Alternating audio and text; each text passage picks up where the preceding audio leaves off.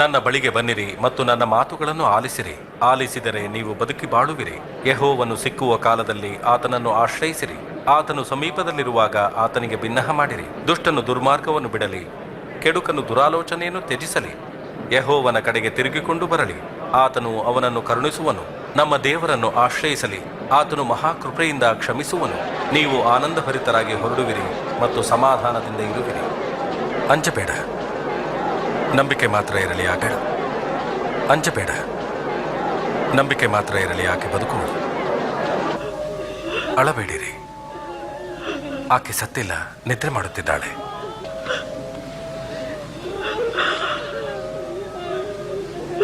ಮಗು, ಎದ್ದೇಳು.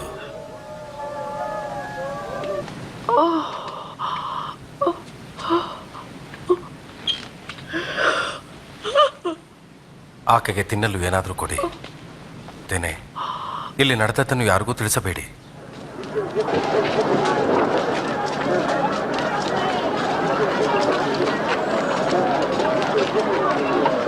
ನನ್ನನ್ನು ಹಿಂಬಾಲಿಸು. ಯೇಸು ಪ್ರಾರ್ಥನೆ ಮಾಡುವುದಕ್ಕಾಗಿ ಬೆಟ್ಟಕ್ಕೆ ಹೋಗಿ ರಾತ್ರಿಯನ್ನೆಲ್ಲ ದೇವರ ಪ್ರಾರ್ಥನೆಯಲ್ಲಿಯೇ ಕಳೆದನು.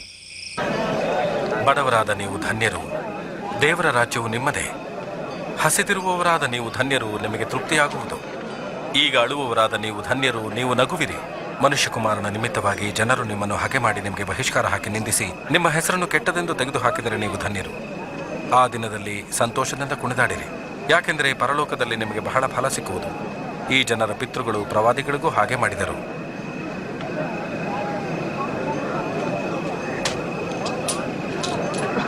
ಹದಿನಾರು, 17, 18, 19, 20 ನನ್ನಲ್ಲಿರುವುದಿಷ್ಟೇ. ಇಷ್ಟೇ ಎಂದರೆ ಅರ್ಥ? ಐಶ್ವರ್ಯವಂತರೇ, ನಿಮ್ಮ ಗತಿಯನ್ನು ಏನು ಹೇಳಲಿ? ನಿಮ್ಮ ಸುಖ ನಿಮಗೆ ಬಂದಿದೆ.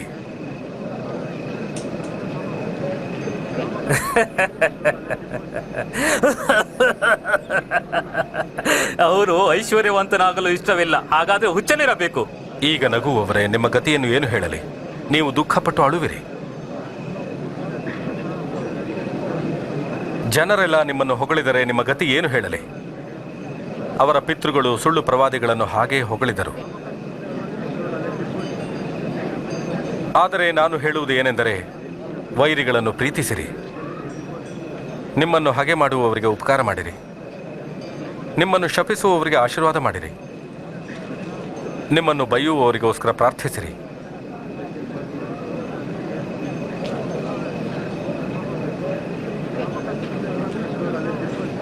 ಯಾರಾದರೂ ನಿಮ್ಮ ಒಂದು ಕೆನ್ನೆಗೆ ಹೊಡೆದರೆ ಮತ್ತೊಂದು ಕೆನ್ನೆಯನ್ನು ಹೊಡೆಯಲು ತಿರುಗಿಸಿರಿ.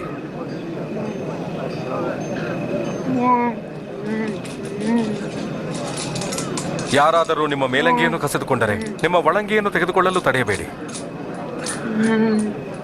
ನಿಮ್ಮನ್ನು ಬೇಡುವವರೆಲ್ಲರಿಗೆ ಕೊಡಿರಿ. ನಿನಗಿರುವುದನ್ನು ಯಾರಾದರೂ ತೆಗೆದುಕೊಂಡರೆ ಅದನ್ನು ಹಿಂದಕ್ಕೆ ಕೊಡೆಂದು ಕೇಳಬೇಡ. ಇನ್ನೊಬ್ಬರಿಂದ ನೀನು ಅಪೇಕ್ಷಿಸುವುದನ್ನೇ ನೀನು ಇನ್ನೊಬ್ಬರಿಗೆ ಮಾಡು.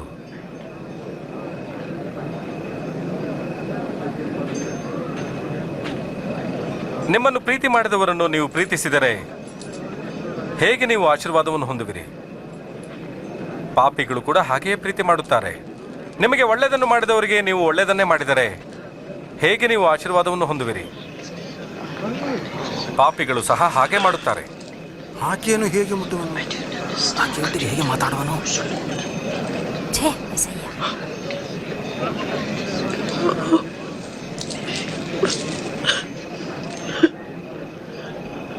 ಇಲ್ಲ, ವೈರಿಗಳನ್ನು ಪ್ರೀತಿಸಿರಿ, ಅವರಿಗೆ ಒಳ್ಳೆಯದನ್ನೇ ಮಾಡಿ, ಅವರಿಂದ ಏನನ್ನು ಅಪೇಕ್ಷಿಸಬೇಡಿರಿ. ಆಗ ನಿಮಗೆ ದೊಡ್ಡ ಬಹುಮಾನ ಸಿಕ್ಕುವುದು. ಇದರಿಂದ ನೀವು ಉನ್ನತೋನ್ನತನಾದ ದೇವರ ಮಕ್ಕಳಾಗುವಿರಿ. ಯಾಕೆಂದರೆ ಆತನು ಅನೀತಿವಂತರಿಗೂ ಮತ್ತು ದುಷ್ಟರಿಗೂ ಒಳ್ಳೆಯವನಾಗಿದ್ದಾನೆ. ನಿಮ್ಮ ತಂದೆಯು ಕರುಣೆಯುಳ್ಳವನಾಗಿದ್ದ ಹಾಗೆ ನೀವು ಇರಿ. ಯೇಸುವೇ, ನಮ್ಮನ್ನು ರಕ್ಷಿಸು. ತೀರ್ಪು ಮಾಡಬೇಡಿರಿ, ನಿಮಗೂ ತೀರ್ಪಾಗುವುದಿಲ್ಲ. ಖಂಡಿಸಬೇಡಿರಿ, ಹಾಗಾದರೆ ನೀವು ಖಂಡಿಸಲ್ಪಡುವುದಿಲ್ಲ. ಕ್ಷಮಿಸಿರಿ, ನೀವು ಕ್ಷಮಿಸಲ್ಪಡುವಿರಿ. ಓ ಕರ್ತನೇ, ನಿನ್ನ ದಾರಿಯಲ್ಲಿ ನಮ್ಮನ್ನು ನಡೆಸು.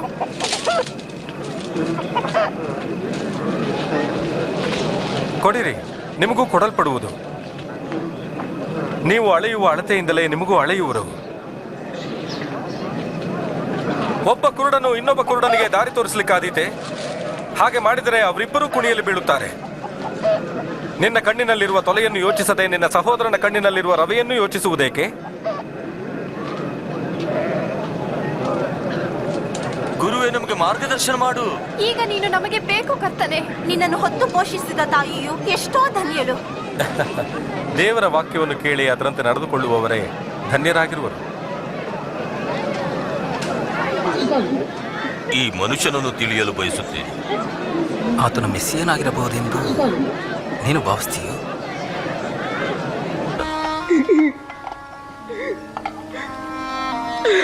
ಎಂಥ ದುರಾಚಾರದ ಜೀವಿತ ಜೀವಿಸುತ್ತಿದ್ದಾಳೆಂದು ತಿಳಿಯುತ್ತಿದ್ದನು. ಈ ಹೆಂಗಸು ಯಾರೆಂದು ನನಗೆ ಗೊತ್ತು ಸಿಮೋನನೇ. ನಾನು ನಿನಗೆ ಒಂದು ವಿಷಯ ಹೇಳಬೇಕು. ಒಬ್ಬ ಸಾಹುಕಾರನಿಗೆ ಸಾಲ ಕೊಡಬೇಕಾಗಿರುವ ಇಬ್ಬರು ವ್ಯಕ್ತಿಗಳಿದ್ದರು. ಒಬ್ಬನು 500 ಹಣ, ಮತ್ತೊಬ್ಬನು 50 ಹಣ ಕೊಡಬೇಕಾಗಿತ್ತು. ಆದರೆ ಅವರಿಬ್ಬರಿಗೂ ಕೊಡಲಿಕ್ಕೆ ಗತಿ ಇಲ್ಲದಿರುವುದರಿಂದ ಇಬ್ಬರನ್ನು ಮನ್ನಿಸಿಬಿಟ್ಟನು. ಇವರಲ್ಲಿ ಯಾವನು ಹೆಚ್ಚು ಪ್ರೀತಿಸುವವನು? ಇವರಲ್ಲಿ ಯಾರನ್ನು ಹೆಚ್ಚಾಗಿ ಮನ್ನಿಸಿದನೋ ಅವನೇ. ನೀನು ಹೇಳಿದ್ದು ಸರಿ. ನೀನು ಈ ಹೆಂಗಸನ್ನು ನೋಡಿದ್ದೀಯಾ?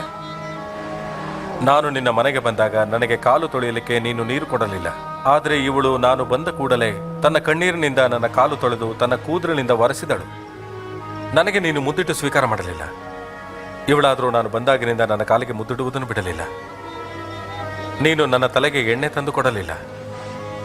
ಇವಳಾದರೂ ಸುಗಂಧ ತೈಲವನ್ನು ಕಾಲಿಗೆ ಹಚ್ಚಿದಳು.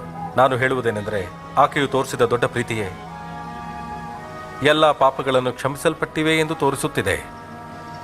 ಯಾರಿಗೆ ಸ್ವಲ್ಪವಾಗಿ ಕ್ಷಮಿಸಲ್ಪಟ್ಟಿದೆಯೋ ಸ್ವಲ್ಪವೇ ಪ್ರೀತಿ ಎಂದೆನಿಸುತ್ತದೆ.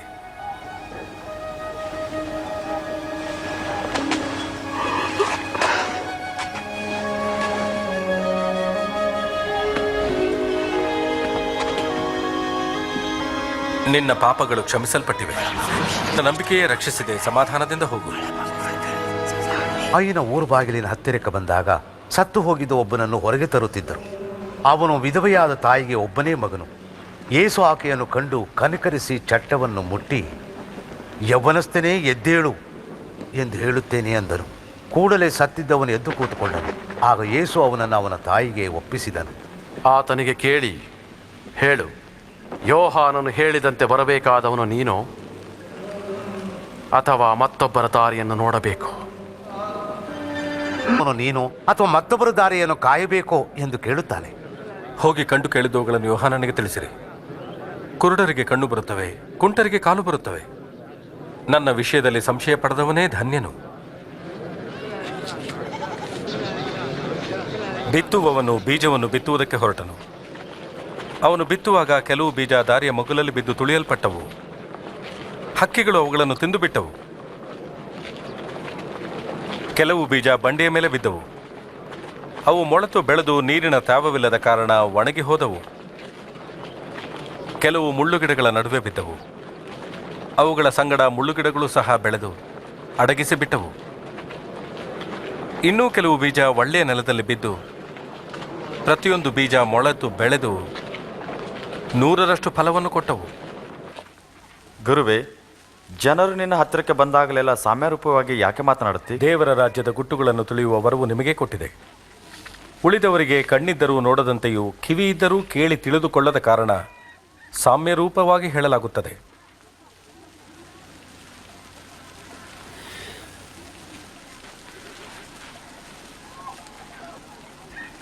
ಈ ಸಾಮ್ಯದ ಅರ್ಥವೇನೆಂದರೆ,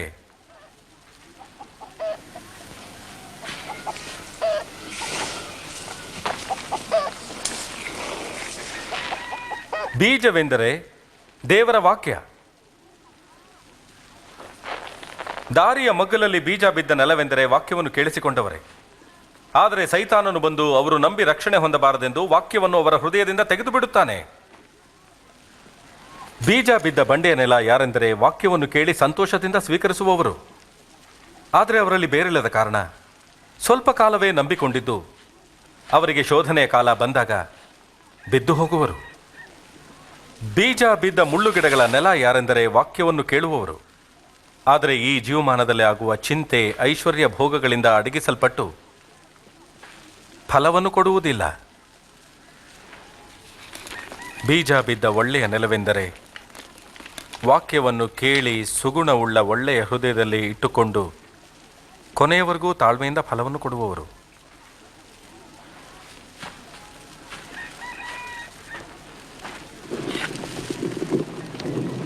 ಯಾರೂ ದೀಪವನ್ನು ಹಚ್ಚಿ ಕೊಳಗದಲ್ಲಿ ಇಡುವುದಿಲ್ಲ ಅಥವಾ ಮಂಚದ ಕೆಳಗೂ ಇಡುವುದಿಲ್ಲ. ಅದನ್ನು ದೀಪದ ಸ್ತಂಭದ ಮೇಲೆಯೇ ಇಡುತ್ತಾರೆ. ಯಾಕೆಂದರೆ ಮನೆಯೊಳಗೆ ಬರುವವರಿಗೆ ಬೆಳಕು ಕಾಣಿಸಲೆಂದು ಇಡುತ್ತಾರೆ. ಪ್ರಕಾಶಕ್ಕೆ ಬಾರದ ಯಾವ ರಹಸ್ಯವೂ ಇಲ್ಲ ಮತ್ತು ಗೊತ್ತಾಗದೆ ಬಯಲಿಗೆ ಬಾರದೇ ಇರುವಂಥ ಗುಟ್ಟು ಒಂದೂ ಇಲ್ಲ. ಆದುದರಿಂದ ನೀವು ಕೇಳಿಸಿಕೊಳ್ಳುವಾಗ ಎಚ್ಚರಿಕೆಯಾಗಿರಿ. ಯಾಕೆಂದರೆ ಇದ್ದವನಿಗೆ ಇನ್ನೂ ಕೊಡಲ್ಪಡುವುದು, ಇಲ್ಲದವನ ಕಡೆಯಿಂದ ಅವನು ತನ್ನದೆಂದು ಎಣಿಸುವಂಥದ್ದನ್ನು ತೆಗೆದುಕೊಳ್ಳಲ್ಪಡುವುದು. ಗುರುವೇ, ನಿನ್ನ ತಾಯಿಯೂ ತಮ್ಮಂದಿರು ನಿನ್ನನ್ನು ಕಾಣಬೇಕೆಂದು ಹೊರಗಡೆ ನಿಂತಿದ್ದಾರೆ. ದೇವರ ವಾಕ್ಯವನ್ನು ಕೇಳಿ ಅದರಂತೆ ನಡೆಯುವವರೇ ನನ್ನ ತಾಯಿಯೂ ತಮ್ಮಂದಿರೂ ಆಗುವರು. ನಾವು ರಕ್ಷಿಸಲ್ಪಡುವೆವು.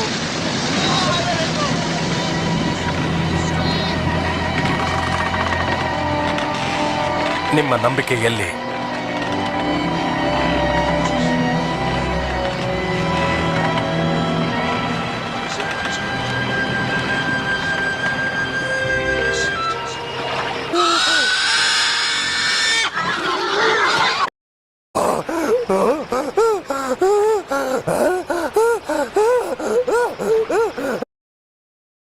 ನಾವು ಹೋಗಲು ಅಪ್ಪಣೆ ಕೊಡು. ದಂಡು ನಾವು ಬೀಳುತ್ತೇವೆ. ನಮ್ಮನ್ನು ಪಾತಾಳಕ್ಕೆ ಕಳಿಸಬೇಡ. ಹಂದಿಗಳೊಳಗೆ ನಾವು ಹೋಗಲು ಅಪ್ಪಣೆ ಕೊಡು.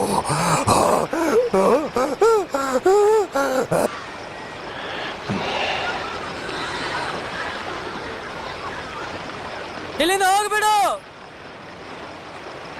ಹೇ ಮಂತ್ರವಾದಿ, ನಮ್ಮನ್ನು ಬಿಡು. ಈ ಸ್ಥಳವನ್ನು ಬಿಟ್ಟು ಹೋಗು. ನಮ್ಮನ್ನು ಬಿಡು.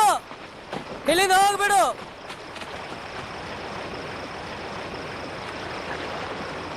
ನೀನು ಹೋಗುವಲ್ಲೆಲ್ಲ ನಾನು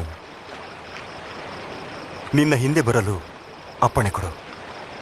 ಮನೆಗೆ ಹಿಂದಿರುಗು ಮತ್ತು ದೇವರು ನಿನಗೆ ಮಾಡಿದ್ದನ್ನು ತಿಳಿಸು. ಗುರುವೇ, ಈ ಜನರನ್ನು ಇಲ್ಲಿಂದ ಕಳುಹಿಸು.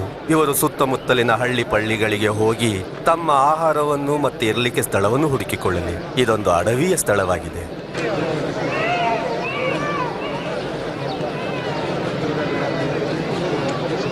ನೀವೇ ಇವರಿಗೆ ಊಟಕ್ಕೆ ಕೊಡಿರಿ. ಆದರೆ ನಮ್ಮಲ್ಲಿರುವುದು 5 ರೊಟ್ಟಿ 2 ಮೀನುಗಳು ಅಷ್ಟೇ.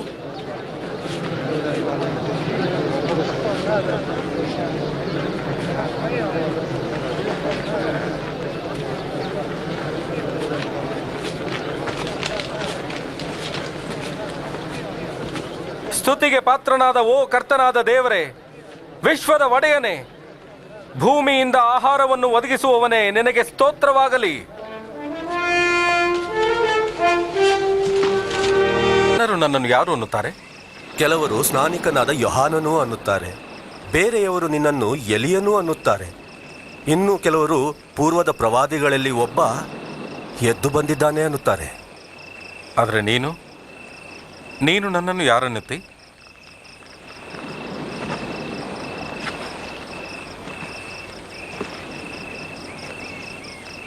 ನೀನು ದೇವರ ಮೆಸ್ಸಿಯನು.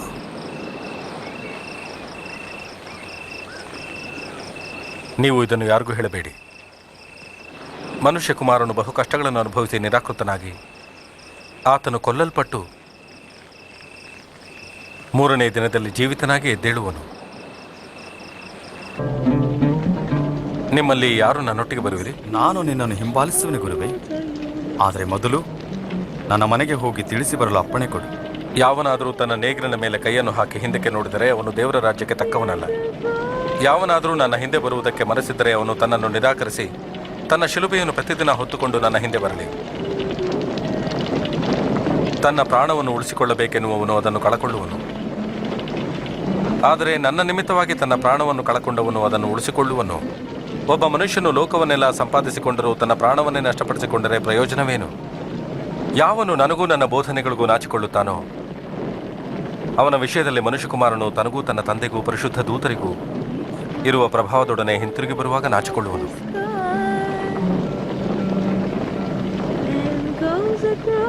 ನಾನು ಖಂಡಿತವಾಗಿ ಹೇಳುತ್ತೇನೆ, ಇಲ್ಲಿ ಇರುವವರೊಳಗೆ ಕೆಲವರು ದೇವರ ರಾಜ್ಯವನ್ನು ನೋಡುವ ತನಕ ಮರಣ ಹೊಂದುವುದಿಲ್ಲ.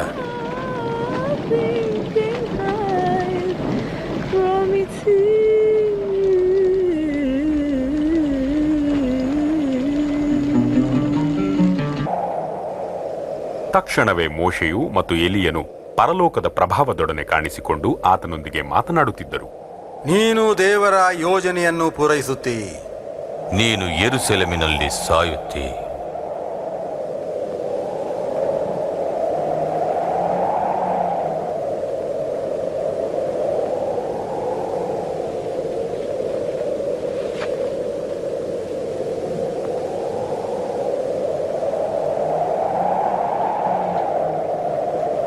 ಈತನು ನನ್ನ ಮಗನು, ನಾನು ಆರಿಸಿಕೊಂಡವನು, ಈತನ ಮಾತನ್ನು ಕೇಳಿರಿ ಎಂದು ಮೋಡದೊಳಗಿಂದ ಆಕಾಶವಾಣಿಯಾಯಿತು.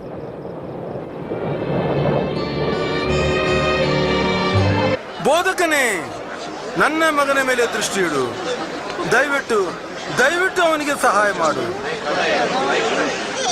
ನನಗೆ ಇವನೊಬ್ಬನೇ ಮಗನು.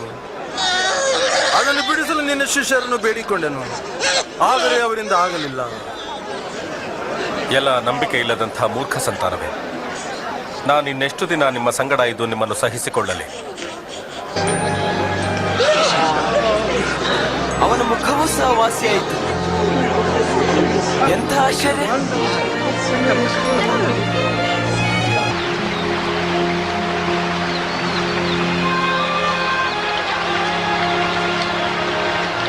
ಯೋಹಾನನು ತನ್ನ ಶಿಷ್ಯರಿಗೆ ಪ್ರಾರ್ಥಿಸಲು ಕಲಿಸಿದ ಹಾಗೆ ನಮಗೂ ಕಲಿಸು. ನೀವು ಪ್ರಾರ್ಥಿಸುವಾಗ, ಪರಲೋಕದಲ್ಲಿರುವ ನಮ್ಮ ತಂದೆಯೇ, ನಿನ್ನ ನಾಮವು ಪರಿಶುದ್ಧವೆಂದು ಎಣಿಸಲ್ಪಡಲಿ.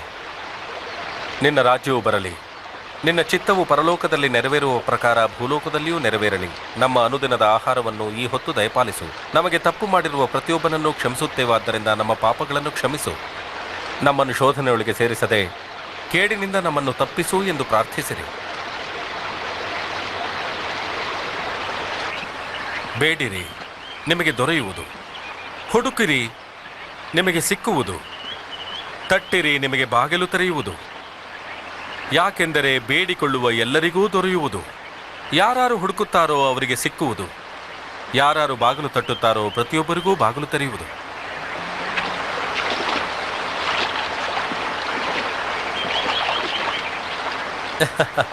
ನಿಮ್ಮಲ್ಲಿ ತಂದೆಯಾದವನು ಮೀನನ್ನು ಕೇಳುವ ಮಗನಿಗೆ ಮೀನು ಕೊಡದೆ ಹಾವನ್ನು ಕೊಡುವನೆ? ಅಥವಾ ತತ್ತಿಯನ್ನು ಕೇಳಿದರೆ ಚೇಳನ್ನು ಕೊಡುವನೆ? ಹಾಗಾದರೆ ಕೆಟ್ಟವರಾದ ನೀವು ನಿಮ್ಮ ಮಕ್ಕಳಿಗೆ ಒಳ್ಳೆ ಪದಾರ್ಥ ಕೊಡಬಲ್ಲವರಾದರೆ, ಪರಲೋಕದಲ್ಲಿರುವ ನಿಮ್ಮ ತಂದೆಯು ತನ್ನನ್ನು ಬೇಡಿಕೊಳ್ಳುವವರಿಗೆ ಎಷ್ಟೋ ಹೆಚ್ಚಾಗಿ ಪವಿತ್ರಾತ್ಮ ವರವನ್ನು ಕೊಡುವನಲ್ಲವೇ? ಆದರೆ ನಾನು ನಿಮಗೆ ಹೇಳುವುದೇನೆಂದರೆ, ಈ ಕಾರಣದಿಂದ ಪ್ರಾಣಧಾರಣೆಗೆ ಏನು ಊಟ ಮಾಡಬೇಕು, ದೇಹ ರಕ್ಷಣೆಗೆ ಏನು ಹೊತ್ತುಕೊಳ್ಳಬೇಕು ಎಂದು ಚಿಂತೆ ಮಾಡಬೇಡಿರಿ. ಊಟಕ್ಕಿಂತ ಪ್ರಾಣವು, ಉಡುಪಿಗಿಂತ ದೇಹವೂ ಮೇಲಾದುದಷ್ಟೇ. ಕಾಗೆಗಳನ್ನು ನೋಡಿರಿ, ಅವು ಬಿತ್ತುವುದಿಲ್ಲ, ಕೊಯ್ಯುವುದಿಲ್ಲ, ಅವುಗಳಿಗೆ ಉಗ್ರಾಣವೂ ಇಲ್ಲ, ಕಣಜವೂ ಇಲ್ಲ. ಆದಾಗ್ಯೂ ದೇವರು ಅವನ್ನು ಸಾಕುತ್ತಾನೆ. ಹಕ್ಕಿಗಳಿಗಿಂತ ನೀವು ಎಷ್ಟೋ ಹೆಚ್ಚಿನವರಲ್ಲವೇ?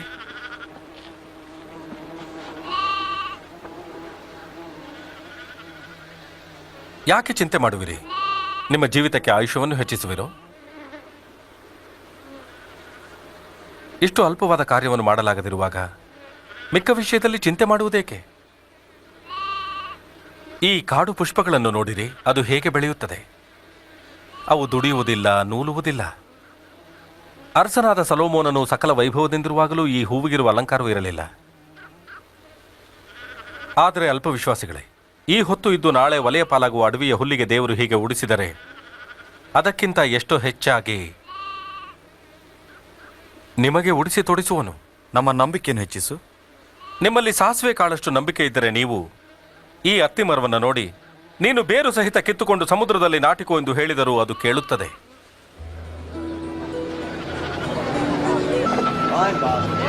ಪಾಪ ಮಾಡುವಂತೆ ಶೋಧನೆಗಳು ಬಂದೇ ಬರುತ್ತದೆ. ಆದರೆ ಯಾವನಿಂದ ಅವು ಬರುತ್ತವೋ ಅವನ ಗತಿಯನ್ನು ಏನು ಹೇಳಲಿ?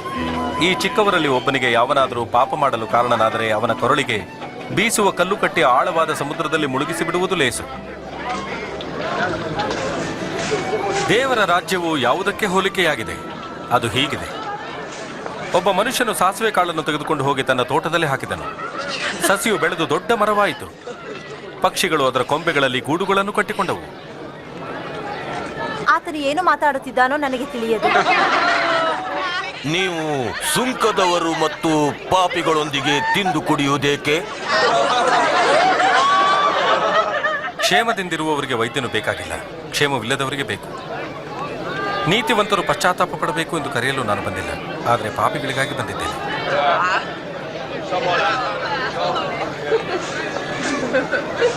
ದೇವರ ರಾಜ್ಯದ ಬಗ್ಗೆ ಇನ್ನೂ ಹೇಳು. ಮತ್ತೇನಾದ್ರೂ ಇದೆಯಾ? ಚಿಕ್ಕ ಹಿಂಡೆ ಹೆದರಬೇಡ. ಆ ರಾಜ್ಯವನ್ನು ನಿಮಗೆ ದಯಪಾಲಿಸುವುದಕ್ಕಾಗಿ ನಿಮ್ಮ ತಂದೆಯು ಸಂತೋಷವುಳ್ಳವನಾಗಿದ್ದಾನೆ. ನಿಮಗಿರುವುದನ್ನು ಮಾರಿಬಿಟ್ಟು ದಾನ ಕೊಡಿರಿ. ಹಳೆಯವಾಗದಂಥ ಹಮ್ಮಿಣಿಗಳನ್ನು ಮಾಡಿಕೊಂಡು ಪರಲೋಕದಲ್ಲಿ ಲಯವಾಗದ ದ್ರವ್ಯವನ್ನು ನೀವು ಇಟ್ಟುಕೊಳ್ಳಿರಿ. ಅಲ್ಲಿ ಕಳ್ಳನು ಕದ್ದುಕೊಳ್ಳುವುದಿಲ್ಲ, ಅದು ನುಸಿ ಹಿಡಿದು ನಾಶವಾಗುವುದಿಲ್ಲ.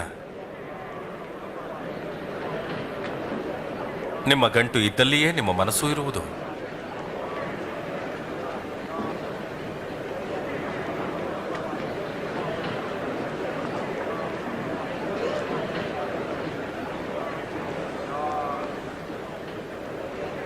ಅಮ್ಮ, ನಿನ್ನ ರೋಗದಿಂದ ನೀನು ಬಿಡುಗಡೆ ಹೊಂದಿದೆ.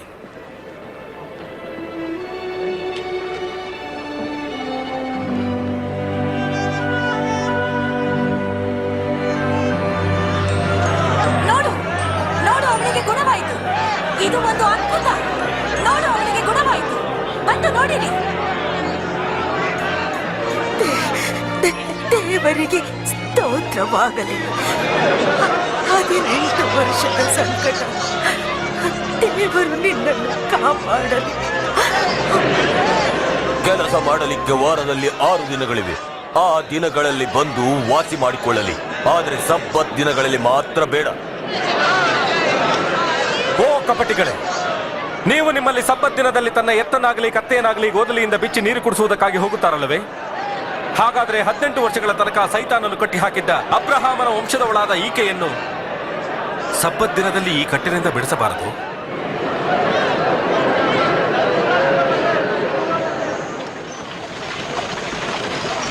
ಒಳ್ಳೆಯ ಬೋಧಕನೇ, ನಾನು ನಿತ್ಯ ಜೀವಕ್ಕೆ ಬಾಧ್ಯಸ್ಥನಾಗುವಂತೆ ಏನು ಮಾಡಲಿ? ನನ್ನನ್ನು ಒಳ್ಳೆಯವನೆಂದು ಯಾಕೆ ಕರೆಯುತ್ತೆ? ದೇವರ ಹೊರತು ಮತ್ಯಾವನೂ ಒಳ್ಳೆಯವನಲ್ಲ. ದೇವರ ಆಜ್ಞೆಗಳು ನಿನಗೆ ಗೊತ್ತಿದೆ. ವ್ಯಭಿಚಾರ ಮಾಡಬಾರದು, ನರಹತ್ಯೆ ಮಾಡಬಾರದು, ಕದಿಯಬಾರದು, ಸುಳ್ಳು ಸಾಕ್ಷಿ ಹೇಳಬಾರದು, ನಿನ್ನ ತಂದೆ ತಾಯಿಗಳನ್ನು ಸನ್ಮಾನಿಸಬೇಕು. ನಾನು ಚಿಕ್ಕಂದಿನಿಂದಲೂ ಇವೆಲ್ಲಕ್ಕೂ ಸರಿಯಾಗಿ ನಡೆದುಕೊಂಡು ಬಂದಿದ್ದೇನೆ. ನೀನು ಮಾಡಬೇಕಾಗಿರುವುದು ಇನ್ನೂ ಒಂದು ಕಡಿಮೆಯಾಗಿದೆ. ನಿನ್ನಲ್ಲಿರುವ ಆಸ್ತಿಯನ್ನೆಲ್ಲ ಮಾರಿ ಬಡವರಿಗೆ ಕೊಡು. ಇದರಿಂದ ನಿನಗೆ ಪರಲೋಕದಲ್ಲಿ ಸಂಪತ್ತಿರುವುದು. ಆಗ ಬಂದು ನನ್ನನ್ನು ಹಿಂಬಾಲಿಸು. ನಾವು ವ್ಯಾಪಾರಸ್ಥರು, ಧನವಂತರು. ಧನವಂತರು ದೇವರ ರಾಜ್ಯದಲ್ಲಿ ಸೇರುವುದು ಎಷ್ಟೋ ಕಷ್ಟ.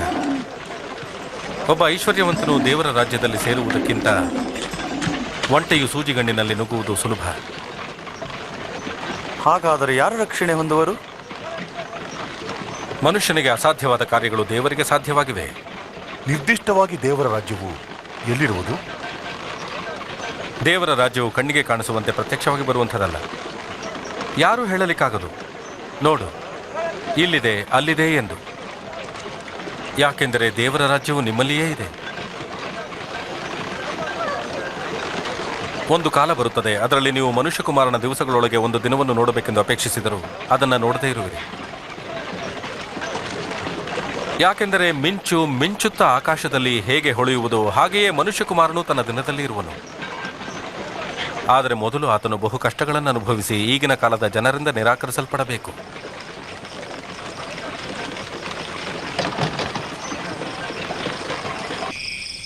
ಧರ್ಮಶಾಸ್ತ್ರದೊಳಗಿನ ಒಂದು ಗುಡಸಾದರೂ ಬಿದ್ದು ಹೋಗುವುದಕ್ಕಿಂತಲೂ ಆಕಾಶವೂ ಭೂಮಿಯೂ ಅಳಿದು ಹೋಗುವುದು ಸುಲಭ.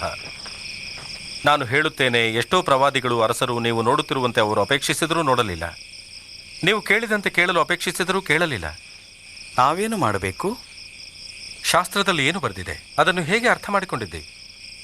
ನಿನ್ನ ದೇವರಾದ ಕರ್ತನನ್ನು ನಿನ್ನ ಪೂರ್ಣ ಹೃದಯದಿಂದಲೂ, ಪೂರ್ಣ ಪ್ರಾಣದಿಂದಲೂ, ಪೂರ್ಣ ಶಕ್ತಿಯಿಂದಲೂ, ಪೂರ್ಣ ಬುದ್ಧಿಯಿಂದಲೂ ಪ್ರೀತಿಸು, ಮತ್ತು ನಿನ್ನ ನೆರೆಯವನನ್ನು ನಿನ್ನಂತೆಯೇ ಪ್ರೀತಿಸು. ನೀನು ಹೇಳಿದ್ದು ಸರಿ, ಹಾಗೆ ನಡೆದರೆ ಜೀವಿಸುವಿ.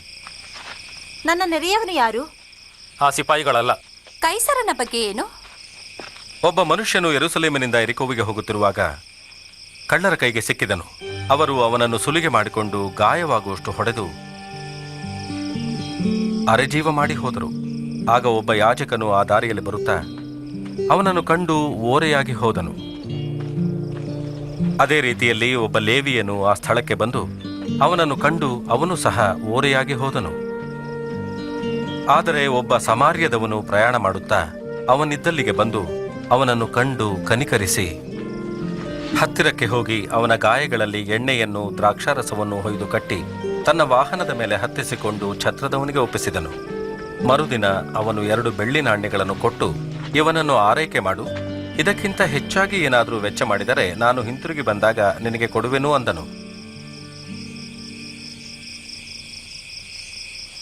ಈ ಮೂವರಲ್ಲಿ ಯಾವನು ಕಳ್ಳರ ಕೈಗೆ ಸಿಕ್ಕಿದವನಿಗೆ ನೆರೆಯವನಾದನೆಂದು ನಿನಗೆ ತೋರುತ್ತದೆ? ಅವನಿಗೆ ದಯ ತೋರಿಸಿದ ನೀನು ಸಹ ಅದರಂತೆಯೇ ಮಾಡು.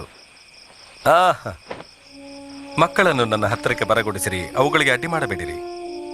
ದೇವರ ರಾಜ್ಯವು ಇಂಥವರದೇ.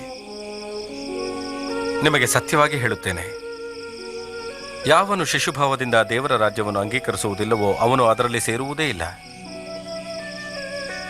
ಯಾರು ನನ್ನ ಹೆಸರಿನಲ್ಲಿ ಮಕ್ಕಳನ್ನು ಅಂಗೀಕರಿಸುವರೋ ನನ್ನನ್ನು ಅಂಗೀಕರಿಸುವರು, ನನ್ನ ಅಂಗೀಕರಿಸಿದವರು ನನ್ನ ಕಳಿಸಿದಾತನನ್ನು ಅಂಗೀಕರಿಸುವರು. ನಿಮ್ಮಲ್ಲಿ ಚಿಕ್ಕವನೆನಿಸಿಕೊಳ್ಳುವವನೇ ದೊಡ್ಡವನಾಗಿದ್ದಾನೆ.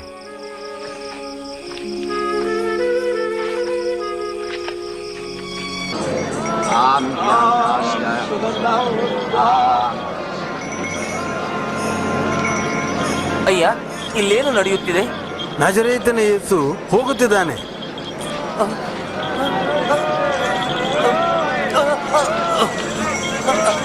ಯೇಸುವೇ,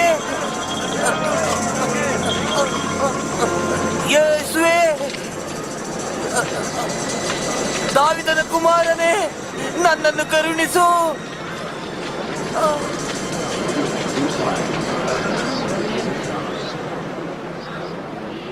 ನಾನು ನಿನಗೆ ಏನು ಮಾಡಬೇಕು? ನೋಡುವಂತೆ ಮಾಡು ಕರ್ತನೇ.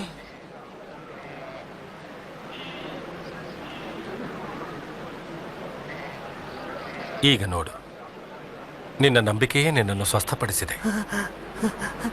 ನಾನು ನೋಡಬಲ್ಲೆ, ನನಗೆ ಕಾಣಿಸುತ್ತದೆ, ನಾನು ನೋಡಬಲ್ಲೆ.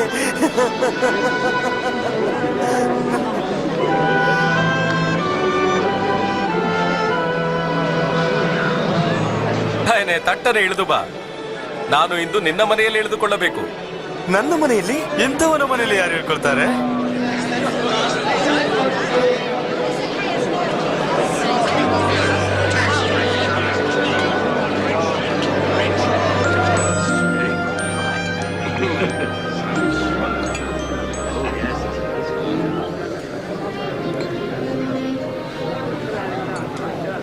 ಕೇಳಿರಿ, ನಾನು ನನ್ನ ಆಸ್ತಿಯಲ್ಲಿ ಅರ್ಧ ಭಾಗವನ್ನು ಬಡವರಿಗೆ ಕೊಡುವೆ, ಮತ್ತು ಅನ್ಯಾಯವಾಗಿ ಯಾರಿಂದಲಾದ್ರೂ ಏನಾದ್ರೂ ಎಳ್ಕೊಂಡಿದ್ದರೆ 4ರಷ್ಟು ಹಿಂದಕ್ಕೆ ಕೊಡುವೆ.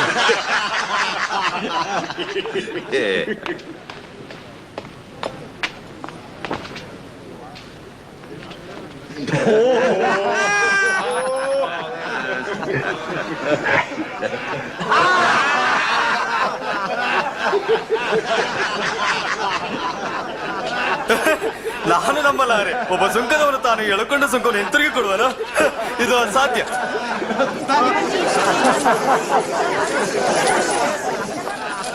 ಈ ಹೊತ್ತು ಈ ಮನೆಗೆ ರಕ್ಷಣೆ ಆಯಿತು. ಇವನು ಸಹ ಅಬ್ರಹಾಮನ ವಂಶದವನು.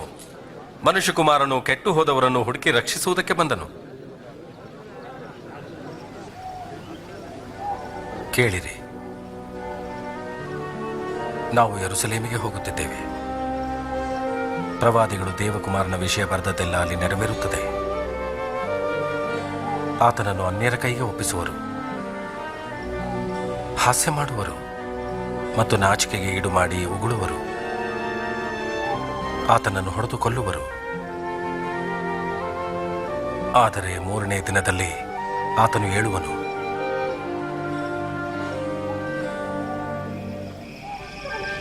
ಮಾನವರ ಪಾಪಗಳ ನಿಮಿತ್ತ ಕೊಲ್ಲಲ್ಪಡುವೆನೆಂದು ಯೇಸುವಿಗೆ ತಿಳಿದಿದ್ದಾಗ್ಯೂ ಯೆರೂಸಲೇಮಿಗೆ ಹೋದನು. ಆತನ ಬರುವಿಕೆಯಿಂದ ಅನೇಕರು ಸಂತೋಷಪಟ್ಟರು ಮತ್ತು ಆತನೇ ಅವರ ಅರಸನೆಂದು ಘೋಷಿಸಿದರು.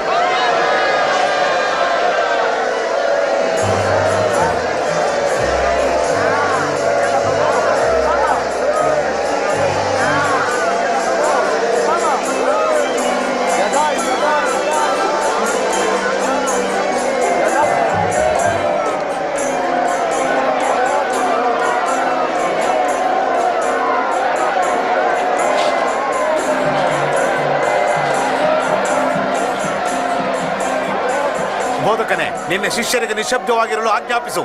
ನಾನು ಹೇಳುತ್ತೇನೆ, ಇವರು ಸುಮ್ಮನಾದರೆ ಈ ಕಲ್ಲುಗಳು ತಾವೇ ಕೂಗಲು ಪ್ರಾರಂಭಿಸುತ್ತವೆ.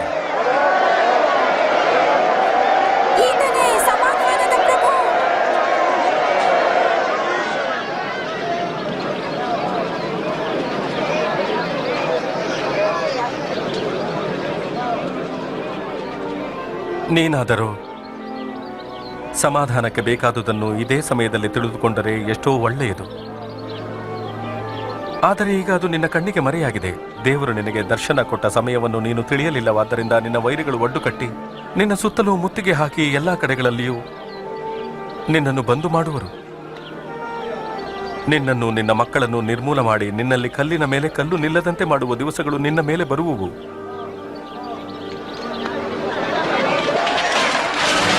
ಹೀಗೆ ಬರೆಯಲ್ಪಟ್ಟಿದೆ, ನನ್ನ ಆಲಯವು ಪ್ರಾರ್ಥನೆಯ ಆಲಯವಾಗಿದೆ, ಆದರೆ ನೀವು ಅದನ್ನು ಕಳ್ಳರ ಗವಿಯನ್ನಾಗಿ ಮಾಡಿದ್ದೀರಿ.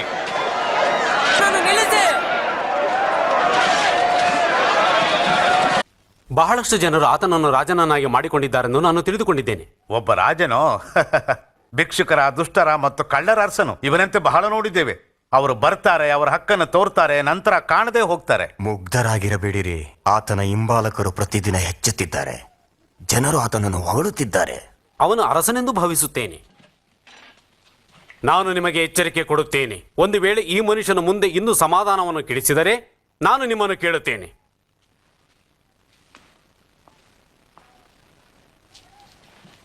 ಅವನದು ಸರಿಯಾಗಿರಬಹುದು. ಆ ಗಲಿಲಾಯದವನೊಂದಿಗೆ ಹೋರಾಡುವ ಸಮಯ ಬಂದಿದೆ. ಮತ್ತು ಆತನು ಸದ್ದುಕಾಯರ ಮತ್ತು ಪರಿಸಾಯರ ಕಪಟತನವನ್ನು ಖಂಡಿಸತೊಡಗಿದನು. ಆತನನ್ನು ಹಿಂಬಾಲಿಸುವ ಯಹೂದ್ಯರ ಸಂಖ್ಯೆಯು ಹೆಚ್ಚತೊಡಗಿತು. ಆತನನ್ನು ಖಂಡಿಸುವವರ ಸಂಖ್ಯೆಯೂ ಸಹ ಹೆಚ್ಚಾಯಿತು. ಯೇಸುವು ದೇವಾಲಯದಲ್ಲಿರುವಾಗ ಒಬ್ಬ ವಿಧವೆಯು ಬಂದು 2 ತಾಮ್ರದ ನಾಣ್ಯಗಳನ್ನು ಕಾಣಿಕೆ ಹಾಕುವುದನ್ನು ಕಂಡನು. ಹೆಚ್ಚಿಗೆ ಕೊಡಲು ಆಗುದಿಲ್ಲವಾ? ನಾನು ನಿಮಗೆ ಹೇಳುತ್ತೇನೆ, ಈ ಬಡ ವಿಧವೆಯು ಇತರರು ಕೊಡುವುದಕ್ಕಿಂತ ಹೆಚ್ಚಾಗಿ ಕೊಟ್ಟಿದ್ದಾಳೆ. ಅವರೆಲ್ಲರೂ ತಮಗೆ ಸಾಕಾಗಿ ಮಿಕ್ಕಿದ್ದರಲ್ಲಿ ಕಾಣಿಕೆ ಕೊಟ್ಟರು. ಆದರೆ ಈಕೆಯಾದರೂ ಬಡತನದಲ್ಲಿಯೂ ತನ್ನ ಜೀವನಕ್ಕೆ ಇದ್ದದ್ದೆಲ್ಲವನ್ನು ಕಾಣಿಕೆಯಾಗಿ ಕೊಟ್ಟು ಬಿಟ್ಟಳು. ನಮಗೆ ಹೇಳು, ನೀನು ಯಾವ ಅಧಿಕಾರದಿಂದ ಇದನ್ನೆಲ್ಲ ಮಾಡುತ್ತಿ? ನಿನಗೆ ಈ ಅಧಿಕಾರವನ್ನು ಕೊಟ್ಟವರು ಯಾರು? ನಾನು ನಿಮಗೆ ಒಂದು ಪ್ರಶ್ನೆ ಕೇಳುತ್ತೇನೆ. ದೀಕ್ಷಾ ಸ್ನಾನ ಮಾಡಿಸುವ ಅಧಿಕಾರವು ಯೋಹಾನನಿಗೆ ಪರಲೋಕದಿಂದ ಬಂತೋ ಅಥವಾ ಮನುಷ್ಯರಿಂದ ಬಂತೋ?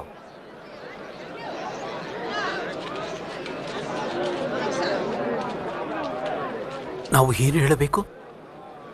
ದೇವರಿಂದ ಬಂತು ಅಂದರೆ ಯೋಹಾನನನ್ನು ಯಾಕೆ ನಂಬಲಿಲ್ಲ ಎಂದು ಕೇಳುವನು. ನಾವು ಮನುಷ್ಯರಿಂದ ಬಂತೆಂದು ಹೇಳಿದರೆ ಈ ಗುಂಪೆಲ್ಲ ನಮ್ಮ ಮೇಲೆ ಕಲ್ಲೆಸೆಯುವುದು. ಯಾಕೆಂದರೆ ಅವರೆಲ್ಲ ಯೋಹಾನನನ್ನು ಪ್ರವಾದಿ ಎಂದು ನಂಬಿದ್ದಾರೆ.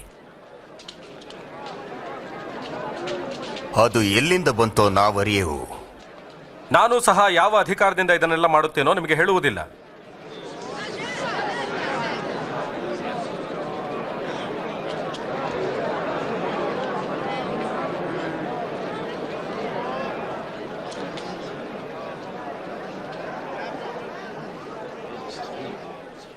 ಒಮ್ಮೆ ಒಬ್ಬ ಮನುಷ್ಯನು ಒಂದು ದ್ರಾಕ್ಷಾ ತೋಟವನ್ನು ಮಾಡಿ ಅದನ್ನು ಅವನು ಗುತ್ತಿಗೆಗೆ ಕೊಟ್ಟು ಬೇರೊಂದು ದೇಶಕ್ಕೆ ಹೋಗಿ ಬಹುಕಾಲ ಇದ್ದನು. ದ್ರಾಕ್ಷಿ ಹಣ್ಣು ತೆಗೆಯುವ ಕಾಲ ಬಂದಾಗ ಅವನು ಒಬ್ಬ ಆಳನ್ನು ಕಳುಹಿಸಿ ತನ್ನ ಪಾಲನ್ನು ತೆಗೆದುಕೊಂಡು ಬರಲು ಹೇಳಿದನು. ಆದರೆ ಆ ಗುತ್ತಿಗೆಯವರು ಅವನನ್ನು ಹೊಡೆದು ಬರಿಗೆಯಲ್ಲಿ ಕಳಿಸಿಬಿಟ್ಟರು. ಆಗ ಇನ್ನೊಬ್ಬ ಆಳನ್ನು ಕಳಿಸಿದನು. ಆದರೆ ಆ ಗುತ್ತಿಗೆದಾರರು ಅವನನ್ನು ಕೂಡ ಹೊಡೆದು ಅವಮಾನಪಡಿಸಿ ಬರಿಗೆಯಲ್ಲಿ ಕಳುಹಿಸಿಬಿಟ್ಟರು. ಆಮೇಲೆ ಅವನು 3ನೇವನನ್ನು ಕಳಿಸಿದನು. ಆದರೆ ಅವನನ್ನು ಗಾಯವಾಗುವಷ್ಟು ಹೊಡೆದು ತೋಟದ ಹೊರಕ್ಕೆ ಅಟ್ಟಿದರು. ಆಗ ಆ ದ್ರಾಕ್ಷಿ ತೋಟದ ದಣಿಯು, ನಾನೇನು ಮಾಡಲಿ, ನನ್ನ ಮುದ್ದು ಮಗನನ್ನೇ ಕಳಿಸುತ್ತೇನೆ, ಅವನಿಗಾದರೂ ಮರ್ಯಾದೆ ತೋರಿಸಿಯಾರು. ಆದರೆ ಆ ಗುತ್ತಿಗೆದಾರರು ಅವನು ಬರುವುದನ್ನು ಕಂಡು ಮಾತಾಡಿಕೊಳ್ಳುತ್ತಾ, ಇವನೇ ದಣಿಯ ಮಗನು, ಇವನನ್ನು ಕೊಂದು ಹಾಕಿದರೆ ಸ್ವಾಸ್ಥ್ಯವು ನಮ್ಮದಾಗುವುದು ಅಂದರು. ಮತ್ತೇನಾಯಿತು? ಅವನನ್ನು ದ್ರಾಕ್ಷಿ ತೋಟದಿಂದ ದಬ್ಬಿ ಕೊಂದು ಹಾಕಿದರು. ಹಾಗಾದರೆ ದಣಿಯು ದ್ರಾಕ್ಷಿ ತೋಟದ ಗುತ್ತಿಗೆದಾರನಿಗೆ ಏನು ಮಾಡುವನು? ಅವನು ಬಂದು ಅವರನ್ನು ಕೊಂದು ತನ್ನ ತೋಟವನ್ನು ಬೇರೆ ಗುತ್ತಿಗೆದಾರನಿಗೆ ಕೊಡುವನು. ಹಾಗಾದರೆ ಈ ಶಾಸ್ತ್ರದ ಅರ್ಥವೇನು? ಮನೆ ಕಟ್ಟುವವನು ಬೇಡವೆಂದು ಬಿಟ್ಟ ಕಲ್ಲೇ ಮೂಲೆಗಲ್ಲಾಯಿತು. ಅದೇ ಕಲ್ಲೇ ಎಲ್ಲ ಕಲ್ಲುಗಳಿಗಿಂತಲೂ ಶ್ರೇಷ್ಠವೆನಿಸಿತು. ಆ ಕಲ್ಲಿನ ಮೇಲೆ ಬೀಳುವ ಪ್ರತಿಯೊಬ್ಬನು ತುಂಡು ತುಂಡಾಗುವನು. ಒಂದು ವೇಳೆ ಆ ಕಲ್ಲು ಯಾರ ಮೇಲಾದರೂ ಬಿದ್ದರೆ ಅದು ಅವರನ್ನು ಪುಡಿ ಪುಡಿ ಮಾಡುವುದು. ಬೋಧಕನೇ, ನೀನು ಸರಿಯಾಗಿ ಮಾತನಾಡುತ್ತಾ ಉಪದೇಶಿಸುತ್ತೀ ಎಂದು ನಮಗೆ ಗೊತ್ತು. ನೀನು ಯಾರಿಗೂ ಮುಖದಾಕ್ಷಣ್ಯ ಮಾಡುವುದಿಲ್ಲವೆಂದು ನಮಗೆ ಗೊತ್ತಿದೆ. ಆದರೆ ನೀನು ಮನುಷ್ಯರಿಗಾಗಿ ದೇವರ ಚಿತ್ತವೇನೆಂಬ ಸತ್ಯಾಂಶವನ್ನು ಬೋಧಿಸುತ್ತಿ. ಹೌದು, ನಾವು ರೋಮ್ ಚಕ್ರವರ್ತಿಗೆ ಕಂದಾಯ ಕೊಡುವುದು ನೇಮದ ಪ್ರಕಾರ ಸರಿಯೋ ಸರಿಯಲ್ಲವೋ ಹೇಳು. ಎಚ್ಚರಿಕೆ ಕರ್ತನೆ, ತಪ್ಪಿನಲ್ಲಿ ಸಿಕ್ಕಿಸಲು ಯತ್ನಿಸುತ್ತಿದ್ದಾನೆ. ಒಂದು ಬೆಳ್ಳಿಯ ನಾಣ್ಯವನ್ನು ತೋರಿಸಿ.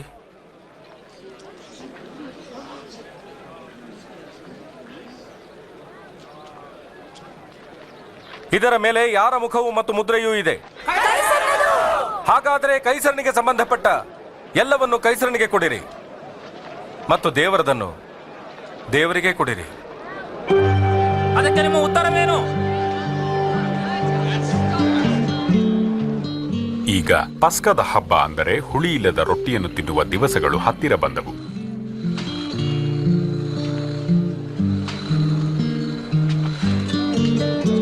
ಯೇಸು ಪೇತ್ರನಿಗೂ ಮತ್ತು ಯೋಹಾನನಿಗೂ ಪಸ್ಕದ ಊಟ ಸಿದ್ಧಪಡಿಸಲು ಕಳುಹಿಸಿದನು.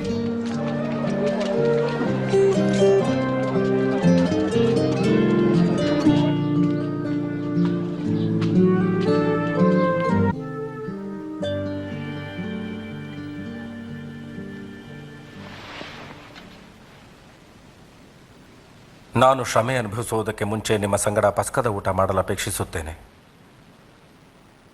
ನಾನು ಹೇಳುತ್ತೇನೆ, ಇದು ದೇವರ ರಾಜ್ಯದಲ್ಲಿ ನೆರವೇರುವ ತನಕ ಇನ್ನು ಮೇಲೆ ಪಸ್ಕದ ಊಟ ಮಾಡುವುದೇ ಇಲ್ಲ.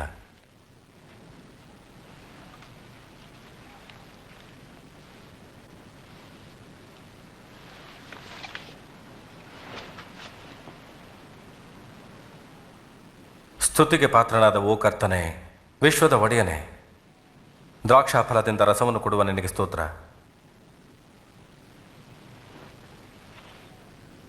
ಇದನ್ನು ತೆಗೆದುಕೊಂಡು ನಿಮ್ಮಲ್ಲಿ ಹಂಚಿಕೊಳ್ಳಿರಿ.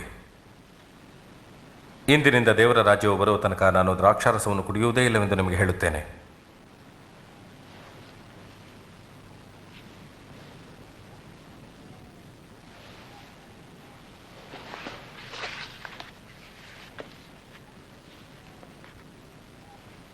ಸ್ತುತಿಗೆ ಪಾತ್ರನಾದ ಓ ಕರ್ತನೆ, ವಿಶ್ವದ ಒಡೆಯನೇ, ಭೂಮಿಯಿಂದ ಆಹಾರ ಕೊಡುವ ನಿನಗೆ ಸ್ತೋತ್ರ.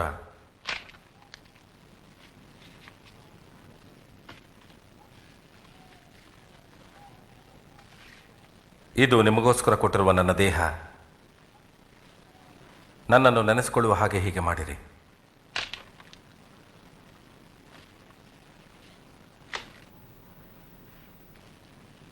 ಈ ಪಾತ್ರೆಯು ನಿಮಗೋಸ್ಕರ ಸುರಿಸಲ್ಪಡುವ ರಕ್ತದಿಂದ ಸ್ಥಾಪಿತವಾಗುವ ಹೊಸ ಒಡಂಬಡಿಕೆ.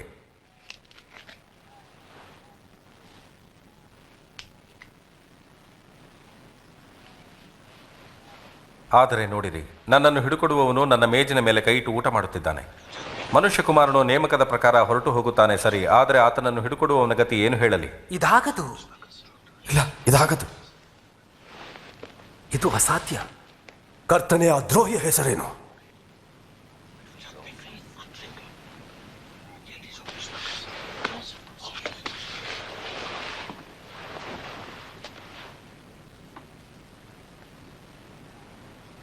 ನಿಮ್ಮಲ್ಲಿ ಹೆಚ್ಚಿನವನು ಚಿಕ್ಕವನಂತೆ ಇರಬೇಕು, ಮುಖ್ಯಸ್ಥನು ಸೇವಕನಂತಿರಬೇಕು. ಆದರೆ ಯಾವನು ಹೆಚ್ಚಿನವನು? ಊಟಕ್ಕೆ ಕೂತವನೋ ಅಥವಾ ಸೇವೆ ಮಾಡುವವನೋ? ನಿಜವಾಗಲೂ ಊಟಕ್ಕೆ ಕೂತವನಲ್ಲವೇ? ಆದರೆ ನಾನು ನಿಮ್ಮಲ್ಲಿ ಸೇವೆ ಮಾಡುವವನಂತಿದ್ದೇನೆ. ನೀವು ನನ್ನ ಕಷ್ಟಗಳಲ್ಲಿ ನನ್ನ ಸಂಗಡ ಎಡೆಬಿಡದೆ ಇದ್ದವರು. ಆದ್ದರಿಂದ ನನ್ನ ತಂದೆಯು ನನಗೆ ರಾಜ್ಯವನ್ನು ನೇಮಿಸಿದ ಪ್ರಕಾರ ನಾನು ನಿಮಗೂ ನೇಮಿಸುತ್ತೇನೆ. ನನ್ನ ರಾಜ್ಯದಲ್ಲಿ ನೀವು ನನ್ನ ಮೇಜಿನ ಮೇಲೆ ತಿಂದು ಕುಡಿಯುವಿರಿ. ಸಿಂಹಾಸನಗಳ ಮೇಲೆ ಕುಳಿತು ಇಸ್ರಾಯೇಲಿನ 12 ಕುಲಗಳಿಗೆ ನ್ಯಾಯ ತೀರಿಸುವಿರಿ. ಹಾಗಾದರೆ ದ್ರೋಹಿಯೇ ಇಲ್ಲ. ಸೀಮೋನನೇ, ನೋಡು, ಸೈತಾನನು ನಿಮ್ಮೆಲ್ಲರನ್ನು ಪರೀಕ್ಷಿಸಲು ಅಪ್ಪಣೆ ಪಡೆದಿದ್ದಾನೆ. ಗೋಧಿಯಿಂದ ಹೊಟ್ಟನ್ನು ಒನೆದು ಬೇರ್ಪಡಿಸುವ ಪ್ರಕಾರ ನಿಮ್ಮನ್ನು ಬೇರ್ಪಡಿಸುತ್ತಾನೆ. ಆದರೆ ನಿನ್ನ ನಂಬಿಕೆ ಕುಂದಬಾರದೆಂದು ನಿನಗಾಗಿ ವಿಜ್ಞಾಪನೆ ಮಾಡಿಕೊಂಡೆನು. ನೀನು ನನ್ನ ಕಡೆ ತಿರುಗಿದ ಮೇಲೆ ನಿನ್ನ ಸಹೋದರನ್ನು ದೃಢಪಡಿಸು. ಕರ್ತನೆ, ನಾನು ನಿನ್ನ ಸಂಗಡ ಸೆರೆಮನೆಗೆ ಹೋಗಲಿಕ್ಕೂ ಸಾಯಲಿಕ್ಕೂ ಸಿದ್ಧವಾಗಿದ್ದೇನೆ. ನಾನು ಹೇಳುತ್ತೇನೆ ಪೇತ್ರನೇ, ನೀನು ನನ್ನನ್ನು ಅರಿಯನೆಂದು 3 ಸಾರಿ ಹೇಳುವ ತನಕ ಕೋಳಿ ಕೂಗುವುದೇ ಇಲ್ಲ.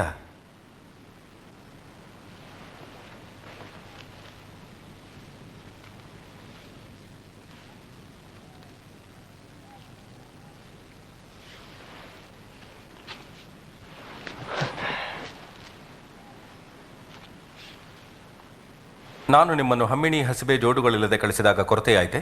ಇಲ್ಲ, ಏನೂ ಇಲ್ಲ. ಆದರೆ ನಿಮ್ಮಲ್ಲಿ ಹಮ್ಮಿಣಿ ಹಸಿಬೆ ಇದ್ದರೆ ತೆಗೆದುಕೊಳ್ಳಿ. ನಿಮ್ಮಲ್ಲಿ ಕತ್ತಿ ಇಲ್ಲದಿದ್ದರೆ ಮೇಲಂಗಿಯನ್ನು ಮಾರಿ ಒಂದು ಕತ್ತಿಯನ್ನು ಕೊಂಡುಕೊಳ್ಳಿರಿ. ನಾನು ನಿಮಗೆ ಹೇಳುತ್ತೇನೆ, ಶಾಸ್ತ್ರದಲ್ಲಿ ಬರೆದಂತೆ ಆತನು ಅಪರಾಧಿಗಳಲ್ಲಿ ಒಬ್ಬನಂತೆ ಎಣಿಸಲ್ಪಟ್ಟನು. ಏನು ಬರೆದಿದೆಯೋ ಅದು ನನ್ನಲ್ಲಿ ನೆರವೇರಬೇಕಾಗಿದೆ. ಕರ್ತನೆ, ನಮ್ಮಲ್ಲಿ 2 ಕತ್ತಿಗಳಿವೆ.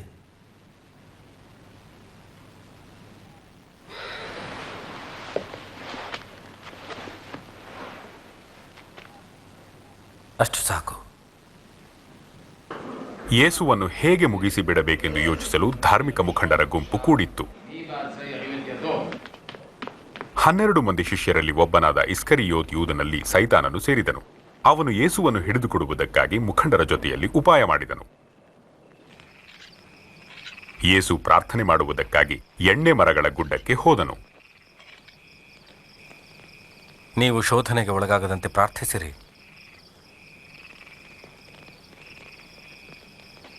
ಇಸ್ಕರಿಯೋತ್ ಯೂದನು ಯೇಸುವನ್ನು ಕೇವಲ 30 ಬೆಳ್ಳಿ ನಾಣ್ಯಗಳಿಗೆ ಹಿಡಿದುಕೊಟ್ಟನು. ಯೇಸುವು ತಾನು ಮಾನವನ ಪಾಪಗಳಿಗಾಗಿ ಸಾಯಬೇಕಾದ ಗಳಿಗೆಯು ಬೇಗನೆ ಬರುವುದಕ್ಕಿದೆ ಎಂದು ತಿಳಿದು ಪ್ರಾರ್ಥಿಸಿದನು.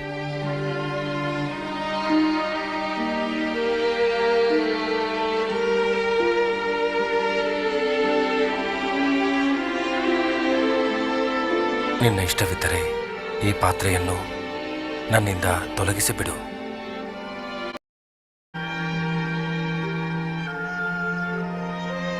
ತಂದೆಯೇ, ನಿನ್ನ ಇಷ್ಟವಿದ್ದರೆ ಈ ಪಾತ್ರೆಯನ್ನು ನನ್ನಿಂದ ತೊಲಗಿಸಿಬಿಡು.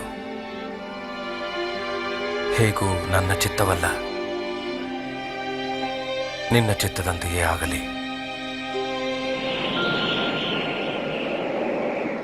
ಆಗ ಪರಲೋಕದಿಂದ ಒಬ್ಬ ದೇವದೂತನು ಆತನಿಗೆ ಕಾಣಿಸಿಕೊಂಡು ಯೇಸುವನ್ನು ಬಲಪಡಿಸಿದನು. ಆತನ ಬೆವರು ರಕ್ತದ ದೊಡ್ಡ ಹನಿಗಳ ಹಾಗೆ ಭೂಮಿಗೆ ಬಿದ್ದವು.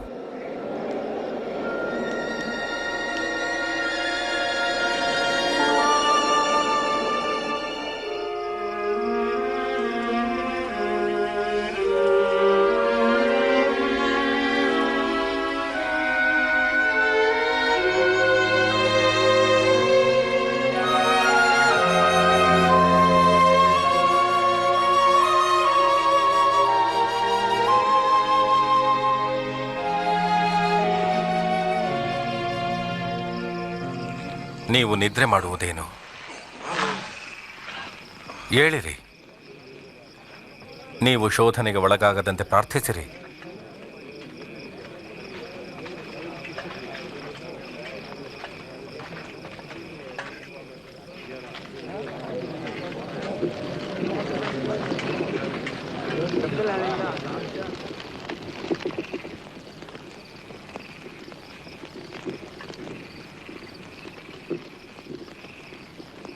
ಯೂದನೇ,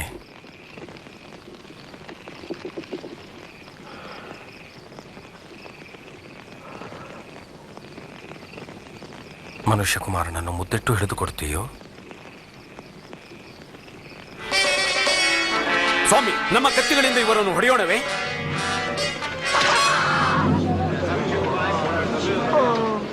ಬಂದವನನ್ನು ಹಿಡಿಯಿರಿ. ಇಷ್ಟಕ್ಕೆ ಬಿಡಿರಿ.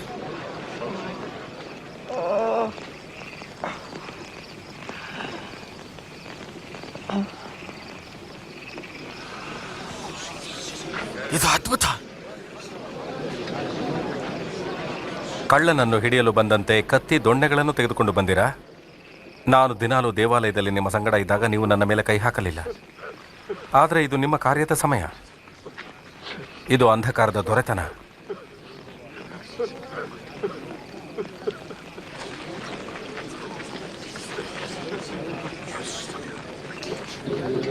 ಇವನನ್ನು ಬಂಧಿಸು.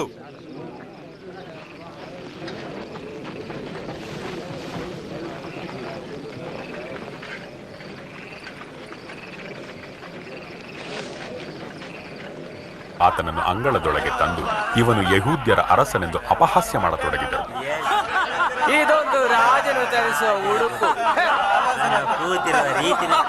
ಮುಂದೇನಾಗುವುದು ನಮಗೆ ಹೇಳು. ನಮ್ಮನ್ನು ಉಳಿಸಬಲ್ಲಿಯಾ ಮಹಾರಾಜನೇ? ನಮ್ಮನ್ನು ಉಳಿಸಬಲ್ಲಿಯಾ? ಇವನೂ ಸಹ ಯೇಸುವಿನೊಂದಿಗೆ ಇದ್ದವನು. ನಾನು ಅವನನ್ನು ಎಂದೂ ಅರಿಯನು. ಇವರನ್ನು ನಾನು ಒಟ್ಟಿಗೆ ನೋಡಿದ್ದೇನೆ.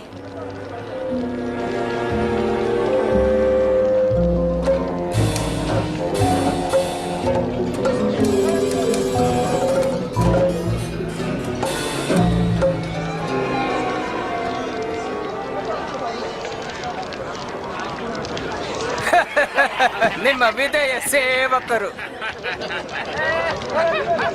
ಈಗ ಇವರನ್ನು ನೋಡುವಾಗ ನಿನಗೆ ಹೇಗನಿಸುತ್ತಿದೆ? ನೀನು ಸಹ ಅವರಲ್ಲಿ ಒಬ್ಬನಲ್ಲವೇ? ಆದರೆ ನಾನಲ್ಲ.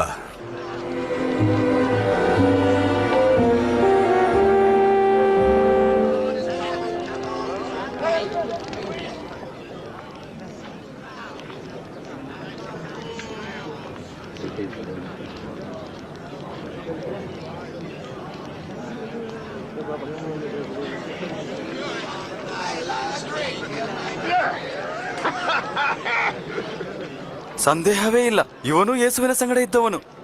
ಇವನು ಗಲಿಲಾಯದವನೇ. ಹೋಗೆ. ನೀನು ಏನು ಹೇಳುತ್ತೀಯೋ ನನಗೆ ಗೊತ್ತೇ ಇಲ್ಲ.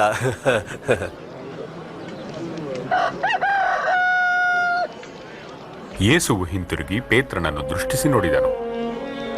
ಆಗ ಕರ್ತನು ಹೇಳಿದ ಮಾತು ಪೇತ್ರನಿಗೆ, ಈ ಹೊತ್ತು ಕೋಳಿ ಕೂಗುವುದಕ್ಕಿಂತ ಮುಂಚೆ 3 ಸಾರಿ ನನ್ನ ವಿಷಯದಲ್ಲಿ ಅರಿಯನೆಂಬುದಾಗಿ ಹೇಳಿದ್ದ ಮಾತು ನೆನಪಾಯಿತು.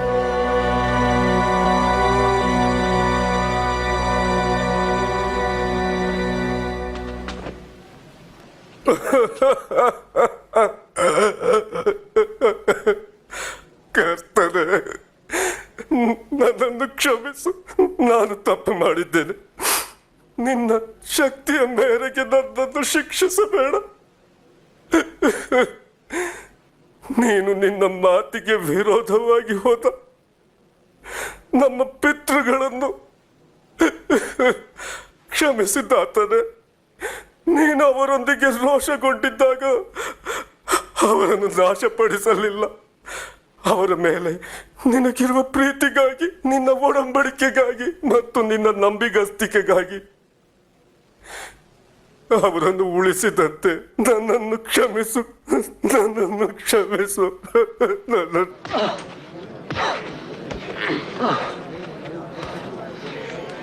ಹೊಡೆದವನ್ಯಾರೆಂದು ಊಹಿಸಿ ಹೇಳು, ನಂತರ ಹೊಡೆಯವನಾರೆಂದು ಪ್ರವಾದನೆ ಹೇಳು.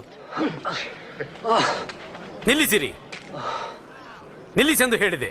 ಅವನನ್ನು ನ್ಯಾಯ ವಿಚಾರಣೆ ಸಭೆ ಮುಂದೆ ತನ್ನಿರಿ. ಹೋಗು.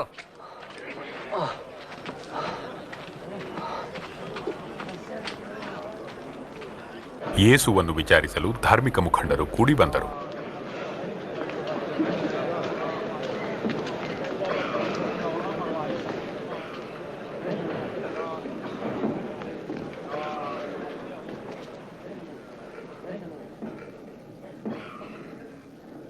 ನಮಗೆ ಹೇಳು, ಆ ಮೆಸ್ಸಿಯನು ನೀನು?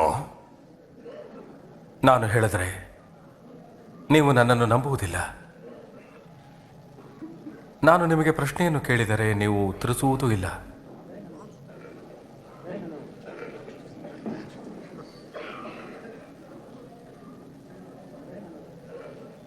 ಆದರೆ ಈಗಿನಿಂದಲೇ ಮನುಷ್ಯಕುಮಾರನು ಸರ್ವಶಕ್ತನಾದ ದೇವರ ಬಲಗಡೆಯಲ್ಲಿ ಆಸೀನನಾಗಿರುವನು. ಹಾಗಾದರೆ ನೀನು ದೇವಕುಮಾರನು? ನೀನು ಹೇಳಿದಂತೆ ನಾನು.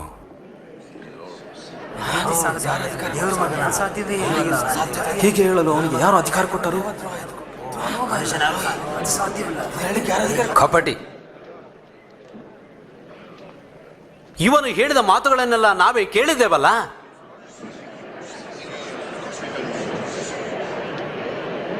ಇವನನ್ನು ಪಿಲಾತನ ಬಳಿಗೆ ಕರೆದೊಯ್ಯೋಣ. ಹೌದೌದು, ಈತನನ್ನು ಕರೆದುಕೊಂಡು ಹೋಗಿ.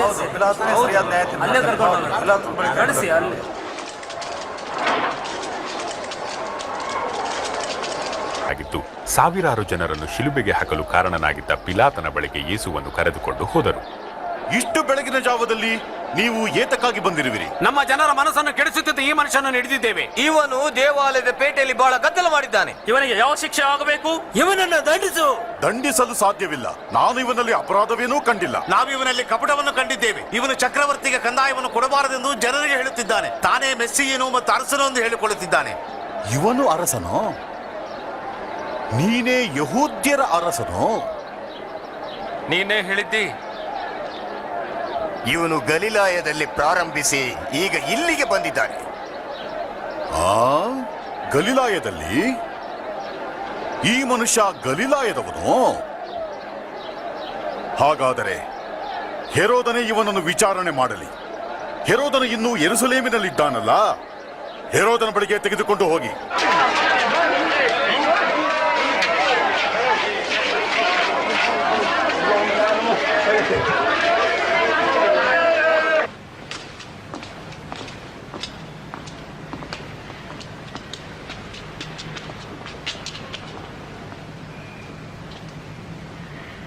ನೀನು ನಿನ್ನನ್ನು ಯಾರೆಂದು ಹೇಳಿಕೊಳ್ಳುತ್ತಿ?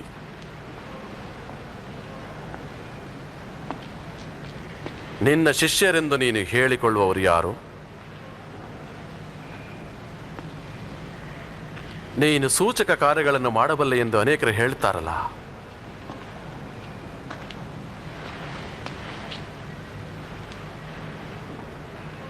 ಈಗ ನನಗಾಗಿ ಒಂದನ್ನು ಮಾಡು. ಮಹಾಪ್ರಭು, ಇವನು ಜನರನ್ನು ಕೆಡಿಸುತ್ತಿದ್ದಾನೆ. ತನ್ನನ್ನು ತಾನೇ ರಾಜನೆಂದು ಹೇಳುತ್ತಾನೆ. ಈ ಮನುಷ್ಯನು ಒಬ್ಬ ರಾಜನೋ?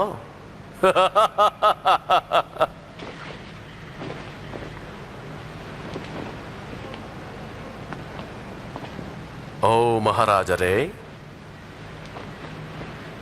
ಇವನನ್ನು ಚೆನ್ನಾಗಿ ಹೊಡೆಯಿರಿ.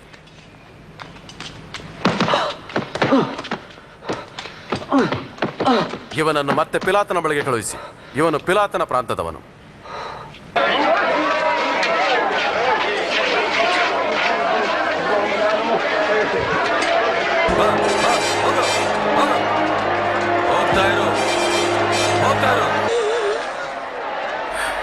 ಯೆರೂಸಲೇಮಿನ ಸ್ತ್ರೀಯರೇ, ನನಗೋಸ್ಕರ ಅಳಬೇಡಿರಿ, ಆದರೆ ನಿಮಗಾಗಿಯೂ ಮತ್ತು ನಿಮ್ಮ ಮಕ್ಕಳಿಗಾಗಿಯೂ ಅಳಿರಿ. ಮರವು ಹಸಿಯಾಗಿರುವಾಗ ಇಂಥ ಸಂಗತಿಗಳು ಜರುಗಿದರೆ ಅದು ಒಣಗಿದ ಮೇಲೆ ಏನಾಗುವುದು? ದೇವರು ನಿಮಗೆ ಸಹಾಯ ಮಾಡಲಿ. ನಾವು ನಿನಗಾಗಿ ಪ್ರಾರ್ಥಿಸುತ್ತೇವೆ. ಅವರನ್ನು ಕ್ಷಮಿಸು ತಂದೆಯೇ, ಅವರು ಏನು ಮಾಡುತ್ತಾರೆಂದು ಅರಿಯರು.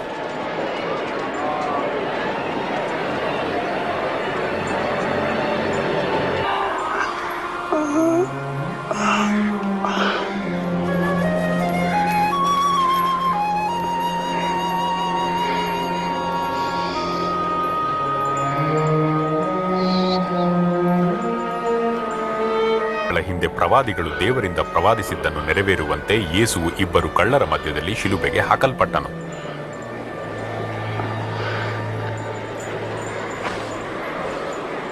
ಈ ಉಡುಪು ಒಬ್ಬ ಸಾಧಾರಣ ವ್ಯಕ್ತಿಯದಲ್ಲ.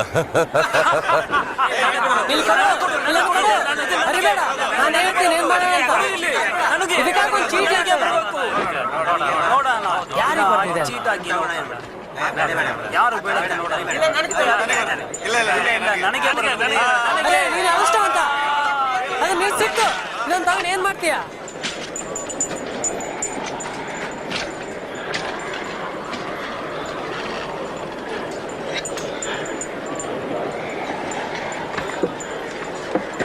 ಈತನೇ ಯಹೂದ್ಯರ ರಾಜನು ಎಂದು ಬರೆದ ಹಲಗೆ ಆತನ ತಲೆಯ ಮೇಲೆ ಹಾಕಲಾಯಿತು.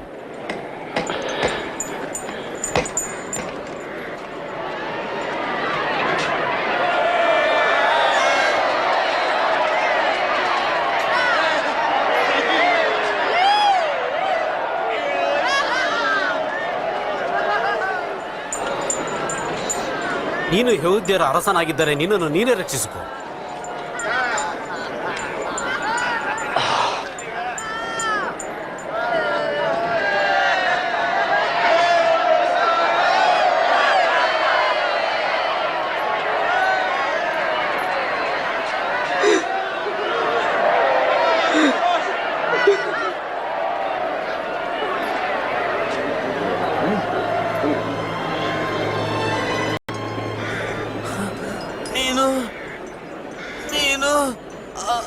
ಮೆಕ್ಸಿಯನು?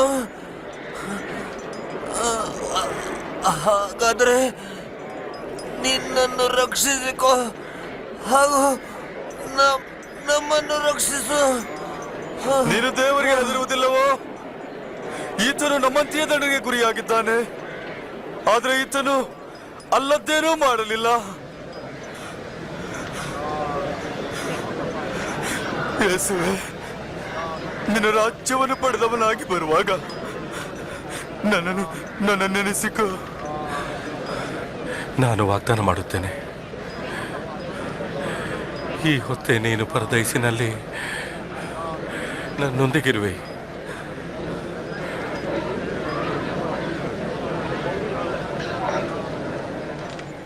ಅದು ಮಧ್ಯಾಹ್ನದ ಸಮಯವಾಗಿತ್ತು.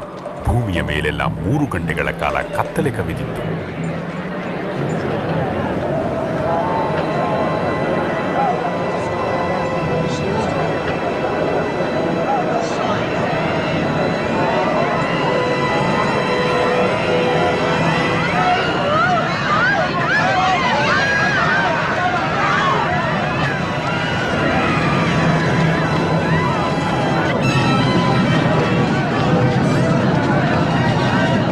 ಯೆರೂಸಲೇಮ್ ದೇವಾಲಯದ ತೆರೆಯು ಮೇಲಿನಿಂದ ಕೆಳಕ್ಕೆ ಮಧ್ಯದಲ್ಲಿ ಹರಿದು 2 ಭಾಗವಾಯಿತು.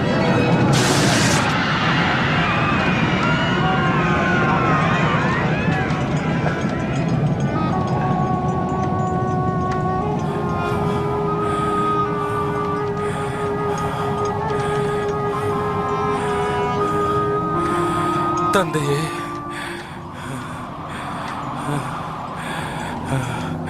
ನನ್ನ ಆತ್ಮವನ್ನು ನಿನ್ನ ಕೈಗೆ ಒಪ್ಪಿಸುತ್ತೇನೆ.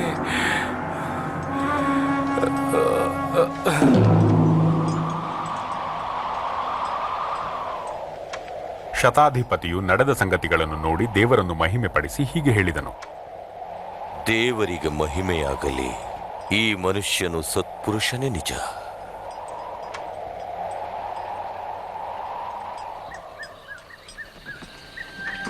ಸತ್ಪುರುಷನು ಧಾರ್ಮಿಕ ಸಭೆಗೆ ಸೇರಿದವನೂ ಆದ ಅರಿಮತಾಯದ ಯೋಸೇಫನೆಂಬುವವನು ಹಿರಿಸಭೆಯವರ ಆಲೋಚನೆಗೂ ಕೃತ್ಯಕ್ಕೂ ಸಮ್ಮತಿ ಪಡೆಯದೆ ಸೂರ್ಯನು ಮುಳುಗುವ ಮುಂಚೆಯೇ ಪ್ರಾರಂಭವಾಗುವ ಸಬ್ಬತ್ ದಿನದ ಮೊದಲೇ ಯೇಸುವಿನ ದೇಹವನ್ನು ಸಮಾಧಿಯಲ್ಲಿಡಲು ಪಿಲಾತನಿಂದ ಅಪ್ಪಣೆ ಪಡೆದುಕೊಂಡನು.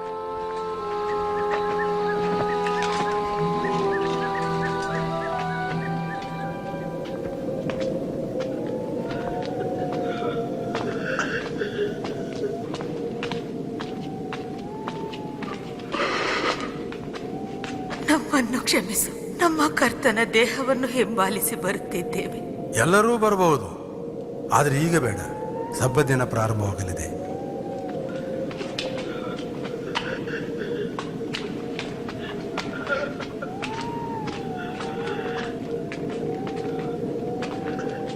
ದಿನದಲ್ಲಿ ಇನ್ನೂ ಮೊಬ್ಬಿರುವಾಗ ತಾವು ಸಿದ್ಧ ಮಾಡಿದ ಸುಗಂಧ ದ್ರವ್ಯಗಳನ್ನು ತೆಗೆದುಕೊಂಡು ಸಮಾಧಿಗೆ ಬಂದರು. ಅವರು ಸಮಾಧಿಗೆ ಮುಚ್ಚಿದ್ದ ಕಲ್ಲು ಉರುಳಿರುವುದನ್ನು ಕಂಡರು. ಅವರು ಸಮಾಧಿಯ ಒಳಗೆ ಹೋಗಿ ನೋಡಿದಾಗ ಕರ್ತನಾದ ಯೇಸುವಿನ ದೇಹ ಅಲ್ಲಿ ಇರಲಿಲ್ಲ.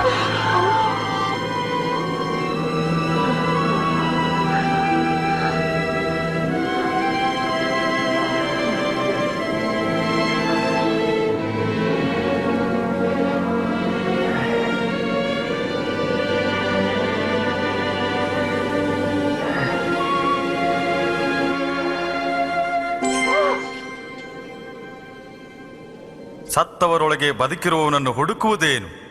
ಆತನು ಇಲ್ಲಿ ಇಲ್ಲ, ಆದರೆ ಎದ್ದಿದ್ದಾನೆ. ಆತನು ಗಲಿಲಾಯದಲ್ಲಿರುವಾಗ ಮನುಷ್ಯಕುಮಾರನು ಪಾಪಿಗಳಾದ ಮನುಷ್ಯರ ಕೈಗೆ ಒಪ್ಪಿಸಲ್ಪಟ್ಟು ಶಿಲುಬೆಗೆ ಹಾಕಲ್ಪಟ್ಟು 3ನೇ ದಿನದಲ್ಲಿ ತಿರುಗಿ ಏಳುವನು ಎಂದು ಹೇಳಿದ್ದನ್ನು ಜ್ಞಾಪಕ ಮಾಡಿಕೊಳ್ಳಿರಿ. ನಮ್ಮ ಕರ್ತನ ದೇಹವು ಅಲ್ಲಿಲ್ಲ. ಏನು? ಕರ್ತನ ದೇಹವೂ ಇಲ್ಲವೇ? ಮತ್ತು 2 ಪುರುಷರು ನಮಗೆ ಕಾಣಿಸಿದರು, ಸೂರ್ಯನಂತೆ ಹೊಳೆಯುವ ದೇವದೂತರು. ಬದುಕಿರುವವರನ್ನು ಸತ್ತವರಲ್ಲಿ ಏಕೆ ಹುಡುಕುತ್ತೀರಿ ಎಂದರು. ಇದು ಸತ್ಯ. ನಮ್ಮನ್ನು ನಂಬಿರಿ, ನಂಬಿರಿ. ನಾವು ನೋಡಿದ್ದೇವೆ, ನೀವೇ ಹೋಗಿ ನೋಡಿ. ಸಮಾಧಿಯು ಬರಿದಾಗಿತ್ತು, ನಮ್ಮ ಕರ್ತನು ಅಲ್ಲಿರಲಿಲ್ಲ. ಪೇತ್ರನೇ, ನೀನು ನಮ್ಮನ್ನು ನಂಬು.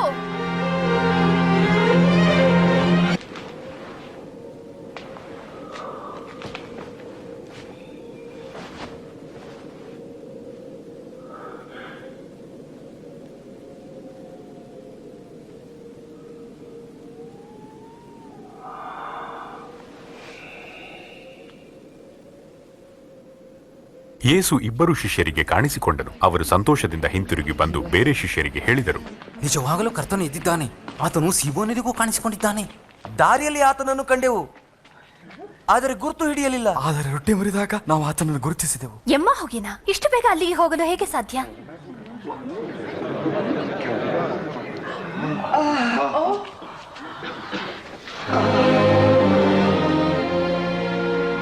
ನಿಮಗೆ ಸಮಾಧಾನವಾಗಲಿ.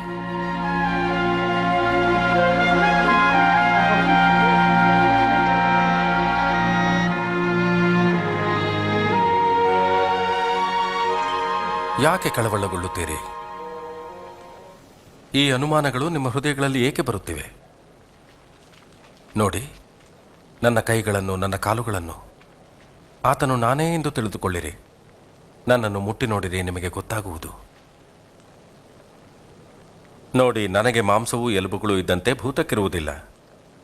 ನಾನು ನಿಮ್ಮ ಸಂಗಡ ಇದ್ದಾಗ ಈ ಎಲ್ಲ ವಿಷಯಗಳನ್ನು ತಿಳಿಸಿದ್ದೇನೆ. ನನ್ನ ಬಗ್ಗೆ ಮೋಶೆಯ ಧರ್ಮಶಾಸ್ತ್ರ, ಪ್ರವಾದಿಗಳ ಗ್ರಂಥ ಮತ್ತು ಕೀರ್ತನೆಗಳಲ್ಲಿ ಬರೆದಿರುವುದೆಲ್ಲ ನೆರವೇರುವುದು ಅಗತ್ಯ. ಇದು ಹೀಗೆ ಬರೆದಿದೆ: ಮೆಸ್ಸಿಯನು ಶ್ರಮೆಪಟ್ಟು ಸತ್ತು 3ನೇ ದಿನ ಎದ್ದು ಬರುವನು. ಆತನ ಹೆಸರಿನಲ್ಲಿ ಪಶ್ಚಾತ್ತಾಪದ ಮತ್ತು ಕ್ಷಮಾಪಣೆಯ ಸಂದೇಶವನ್ನು ಯೆರೂಸಲೇಮಿನಿಂದ ಪ್ರಾರಂಭಿಸಿ ಲೋಕದಲ್ಲೆಲ್ಲ ಸಾರಬೇಕು. ಮತ್ತು ನೀವೇ ಇವುಗಳಿಗೆಲ್ಲ ಸಾಕ್ಷಿಗಳಾಗಿದ್ದೀರಿ. ನನ್ನ ತಂದೆಯು ಕೊಟ್ಟ ವಾಗ್ದಾನದಂತೆ ನಾನು ನಿಮಗೂ ಕೊಡುತ್ತೇನೆ. ಆದರೆ ಪವಿತ್ರಾತ್ಮನ ಬಲವು ನಿಮ್ಮ ಮೇಲೆ ಬರುವ ತನಕ ಇಲ್ಲೇ ಕಾದಿರಿ.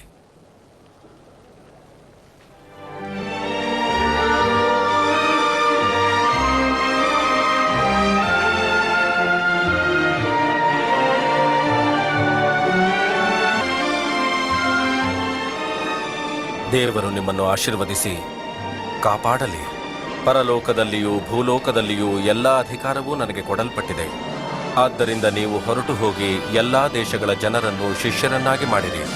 ಅವರಿಗೆ ತಂದೆಯ, ಮಗನ, ಪವಿತ್ರಾತ್ಮನ ಹೆಸರಿನಲ್ಲಿ ದೀಕ್ಷಾಸ್ನಾನ ಮಾಡಿಸಿ ನಾನು ನಿಮಗೆ ಆಜ್ಞಾಪಿಸಿದ್ದನ್ನೆಲ್ಲ ಕಾಪಾಡಿಕೊಳ್ಳುವುದಕ್ಕೆ ಅವರಿಗೆ ಉಪದೇಶ ಮಾಡಿರಿ. ನೋಡಿರಿ, ನಾನು ಯುಗದ ಸಮಾಪ್ತಿಯವರೆಗೂ ಎಲ್ಲ ದಿವಸ ನಿಮ್ಮ ಸಂಗಡ ಇರುತ್ತೇನೆ. ಆಮೇನ್.